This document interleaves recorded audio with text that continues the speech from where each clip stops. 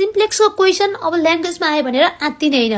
अब चाहिँ हामीले के गर्छौँ, एकदम इजी मेथडमा यो क्वेसनलाई ब्रेक डाउन गरेर म्याक्सिमाइज गर्छौँ। अब्जेक्टिभ फङ्सन र कन्स्टेन्ट छुट्याउने कसरी सिक्छौँ है त।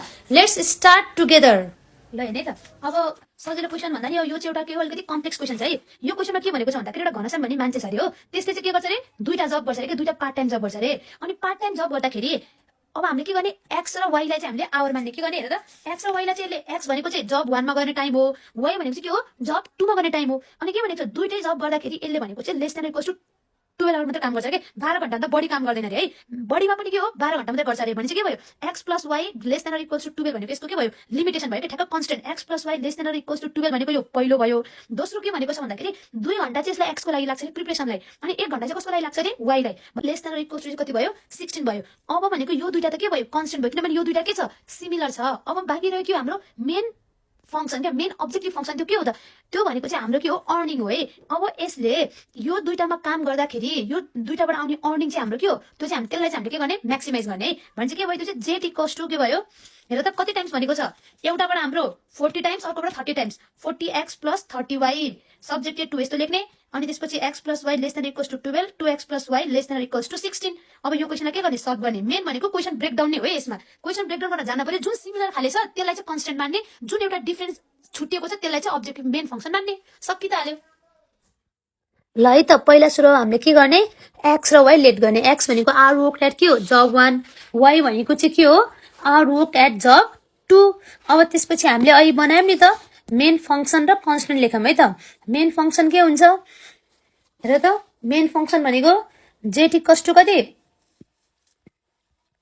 Maximise Z equals to 40x plus 30y हो।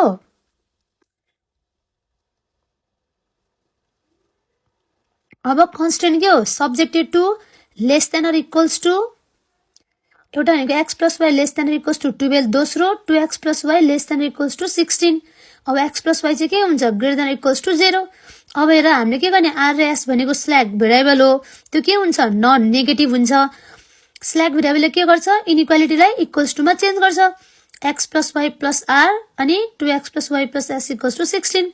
अब यसलाई केमा लाने, स्ट्यान्डर्ड फर्ममा लगाऊँ। ल स्ट्यान्डर्ड फर्ममा लगाउन त सबैलाई आउँछ, हामीले यत्रो धेरै क्वेसन गरिसक्यौँ हो। अब आर भएकोमा एस र जेड 0, एस भएकोमा आर र जेड 0, त्यो के गर्नु पर्यो, -40x माइनस 30y सबैलाई यता ल्याउनु पर्यो है। अब यो सबैलाई के गर्ने, इनिसियल टेबल बनाउने। इनिसियल टेबलमा के हुन्छ, basic variable X Y R S Z RHS अनि रेसियो हुन्छ। अब सबै के गरौँ, प्लट गरौँ। प्लट गरिसकेपछि के गर्ने, मोस्ट नेगेटिभलाई हेर्ने। ल मोस्ट नेगेटिभ हेरौँ त के छ, -40 र -30 मा कुन मोस्ट नेगेटिभ, -40। सो हाम्रो के हुने भयो, एक्स भनेको पाइभट कोलम हुने भयो। अब आर को ठाउँमा, अब आर र एस मध्ये एउटा ठाउँमा के जान्छ, एक्स जान्छ। पहिला सुरु पाइभट रो निकालौँ। पाइभट रो के हो, डिभाइड गरेर निकालौँ त। ल 12/1 अनि 16/2 गर्दा कति भयो, 8। त्यही भएर हाम्रो एस चाहिँ के भयो, पाइभट रो भयो। सो अब एस को ठाउँमा चाहिँ एक्स राख्ने है, नबिर्सिकन एस को ठाउँमा एक्स राख्न पर्यो हामीले। पाइभट एलिमेन्ट कति, 2। पाइभट एलिमेन्टलाई 1 बनाउने, बाँकी दुईटालाई 0 बनाउने। ल 1 कसरी बनाउने, multiply yeah divide. So R2 divided by 2। अब त्यसपछि फेरि के गर्ने, टेबल बनाउने। तर एस को ठाउँमा चाहिँ एक्स राख्न पर्यो है हामीले। हेर त्यहाँ भिडियोमा झुक्किएर एस नै भएछ, तर हामीले एस को ठाउँमा के राख्ने, एक्स राख्ने। अब R1 र R3 लाई 0 बनाउने। R1 माइनस R2 गरे भने 0 हुन्छ। R3 मा के गर्नु पर्यो, -40 भएको कारणले गर्दा 40R2 गर्न पर्यो। ल अब क्याल्कुलेट गर कति आउँछ। ल क्याल्कुलेट गरौँ है राम्रोसँग। कति, त्यो माथिको सुरुमा कति आयो, त्यो एस भएको ठाउँमा एक्स लेख्ने, एक्स। अरु चाहिँ माइनस गरौँ है अब राम्रोसँग। त्यहाँनिर एक्स बनाउने, एक्स। अब हेर त दोस्रो के हुने भयो, सेम सार्ने भयो नि दोस्रो र 1 1/2 0 1/2 0 8। अब के गर्ने, लास्टमा 40 टाइम्स R2 लाई जोड दिने। -40 प्लस 40 टाइम्स गर्दा कति आउँछ, 0।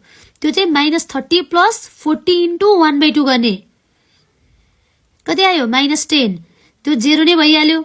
अब कति भयो, 0 प्लस 40 इन्टु 1/2 भनेको कति, 20। भनेको थियो है 320। अब के गर्नु पर्यो, अब फेरि हेर्ने लास्ट रोमा नेगेटिभ छ कि नै, -10 मोस्ट नेगेटिभ भयो। सो वाइ इज के भयो, पाइभट कोलुम। अब RHS divided by pivot column गरेर पाइभट रो निकाल्ने है त। अब यहाँ चाहिँ के भयो, since it is the least positive then यहाँ के भयो, आर भनेको चाहिँ अब हाम्रो पाइभट रो भयो है। पाइभट इलिमेन्ट के हुन्छ, यो वाइबाट यस्तो लाइन तान्ने, आरबाट यस्तो लाइन तान्दा 1/2 चाहिँ हाम्रो के भयो, पाइभट इलिमेन्ट भयो है। अब पाइभट इलिमेन्टलाई के बनाउने, 1 बनाउने। पाइभट इलिमेन्टलाई 1 बनाउनको लागि के गर्नु पर्यो, यहाँ 1/2 छ भनेपछि यो कुन रो हो, R1। R1लाई कतिले मल्टिप्लाई गरिदिने, 2 ले। ल अब मल्टिप्लाई गरौँ कति आउँछ, BB X Y R S Z RHS अनि रेसियो हो। यो रेसियो त इलेक्समा चाहियो भने युज होइन, अब यो टेबल कस्तो हुन्छ, जस्तो जस्तै खाली हुन्छ है। ल हेर्ने अब हेर यो के हुने भयो, यहाँनिर यो R को ठाउँमा के रिप्लेस गर्छ, अब Y ले। पाइभट कोलुममा जुन इलिमेन्ट आयो त्यही इलिमेन्ट यहाँ राख्नुपर्छ। अघि नै के आयो, X आयो, सो हामीले S को ठाउँमा के राख्यौँ, X राख्यौँ। अब Y को ठाउँमा के राख्नुपर्छ, R को ठाउँमा के राख्ने, Y राख्ने। यहाँ Y राखौँ, यो त X जस्तो त्यस्तै भइहाल्यो है। अब हाम्रो के हुन्छ, फर्स्ट कोलुममा मात्रै चेन्ज हुन्छ किनभने हामीले रो अपरेसन के गरेछौँ, R1 मा मात्रै गरेछौँ। ल 2 ले मल्टिप्लाई गरौँ, यो के भयो, 0 भयो, यो 1 भयो, यो कति 2 0 0 अनि 4 2 जा 8। R2 र R3 के हो, सेम 1/2 0 1/2 0 8। अब लास्ट रो पनि के हुन्छ, सेम -10 0 21 अनि 320। ल अब हेर, अब हाम्रो भनेको लास्ट एउटा काम बाँकी छ है। यसको रो अपरेसन गरौँ त अब के हो, यो दुईटालाई 0 बनाउने। R2 मा के हुने भयो, R2 -1/2 छ भने -1/2 R1। R3 मा के हुने भयो, R3 यहाँ नेगेटिभ भएको कारणले गर्दा -10 छ भने +10 R1। ल यति गर्ने, अब हाम्रो काम सकिहाल्यो। ल अब यसको क्याल्कुलेट गरौँ कति आउँछ, BV X Y R S Z RHS अनि रेसियो हो। ल हेर्ने अब यहाँनिर Y लेखौँ X लेखौँ, यो के हुने भयो, फर्स्ट रो त सेम सार्न पर्यो किनभने फर्स्टमा रो अपरेसन छ छैन। यसको हामीले अघि नै 1 बनाइसक्यौँ, अब यसलाई सेम सार्दिउँ, 0 1 2 0 0 8। दोस्रो कति, यो त 1 नै हुन्छ। अब हेरे यसको कति हुने भयो, के हो, R2 - 1/2 टाइम्स यो भनेको कति हुन्छ, 0 हो 0। अब यसको गरौँ माइनस कति, हेर त 0 माइनस कहाँ गयो क्याल्कुलेटर,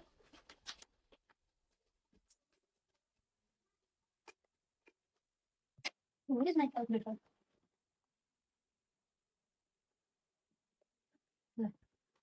माइनस गरौँ है त, कति हो त 0 माइनस, हेर त R2 भनेको 0 हो, 0 माइनस 1/2 टाइम्स कति, R1 भनेको कति 2, यो भनेको कति आयो -1। ल -1 लेखौँ। अब यो भनेको कति, R2 भनेको 1/2 माइनस 1/2 टाइम्स कति, 1/2 टाइम्स R1 भनेको कति 0, यो भनेको कति आयो 1/2 नै आयो। यसको त 0 हुने भयो, यसको कति हुने भयो, हेर त R2 भनेको 8 - 1/2 टाइम्स R1 भनेको कति आयो 4 आयो है, 4 आयो। अब यसको चाहिँ कति, R3 मा 10 टाइम्स जोड्ने, र 10 टाइम्स जोडौँ, यो भनेको 0 आउँछ, यो पनि 0 आउँछ। अब यो गरौँ, R3 मा कति 10 टाइम्स R1 जोड्ने, 0 + 2 × 10 कति आयो 20। अनि यसको 20 मा कति 10 टाइम्स, यो R3 भनेको 0 छ भने यसको भ्यालु त के आयो 20 नै आयो है। अब यसको हेरौँ, यसको त कति 1 नै आउने भयो, जो जति टाइम्स जोडे पनि 0 को 0 कति 0 हो। अब यसको हेरौँ त 320 मा 10 टाइम्स कसलाई जोड्ने, यो 8 लाई जोड्ने, कति आयो 400। ल अब लास्टमा कुनै नेगेटिभ छ त, इफ लास्टमा नेगेटिभ भएको यहाँ रेसियो निकाल्न पर्थ्यो है। कहिले हेरेर यो रेसियो निकाल्ने, यहाँ 100 बनिसकेपछि 100 बन्यो, कुनै पनि अब नेगेटिभ नम्बर छैन, सो इट इज द के हो optimal solution. So there is no any negative number on the last row, so it is the optimal solution.